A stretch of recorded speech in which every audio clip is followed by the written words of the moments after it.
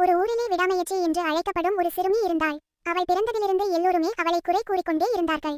நீ எதையும் முடிய மாட்டே, நீ எதிலும் வெற்றி பெற மாட்டே என்று சொல்லி அவளின் உற்சாகத்தை குறைக்கும் முயற்சியில் இருந்தார்கள். ஆனால் விடாமுயற்சிக்கு ஒரே ஒரு நம்பிக்கை, நான் முயற்சி விட்டு வைக்க மாட்டேன். ஒரு நாள் ஊரில் ஓர் அறிவிப்பு வந்தது. கள்ளர் மலைக்கு மேலே ரகசிய பாண்டிய செல்வம் இருப்பதாக கூறப்படுகிறது. அதை யாராவது அடைந்தால் அந்த செல்வம் அவளோ அவனுடைய. ஊரில் முயற்சி செய்தார்கள், யாராலும் முடியவில்லை.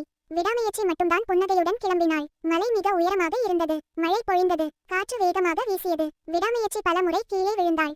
ஊருக்காரர்கள் பார்த்து சிரித்தார்கள். வந்த இடத்துக்கே திரும்பிப்போ, இது உனக்கு பண்ண முடியாது என்று கூறினார்கள். ஆனால் அவள் ஒரு வார்த்தையே கூறினாள், நான் முயற்சி விடமாட்டேன். அவள் மீண்டும் எழுந்தாள். மீண்டும் மலையை ஏறினாள். மறுபடியும் தடுமாறினாள். ஆனால் ஒரு பின்வாங்கும் எண்ணமும் அவளுக்கில்லையா?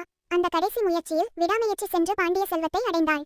அவள் ஊருக்கு திரும்பி வந்தபோது எல்லோரும் ஆச்சரியமாக நின்றார்கள். எப்படி இது உன்னால் முடிந்தது என்று கேட்டார்கள். அவள் மெலனமாக சிரித்தாள். வாழ்க்கையில் வெற்றி என்பது புத்திசாலித்தனம் அல்ல, விடாமுயற்சிதான் என்று சொன்னாள். அவள் பெயர் அன்று முதல் விடாமுயற்சி என்றும் விடாமுயற்சியின் ராணி என்றும் ஊரே புகழ்ந்தது. இது போன்ற கதைகளை தொடர்ந்து பார்க்க நமது சேனலை சப்ஸ்கிரைப்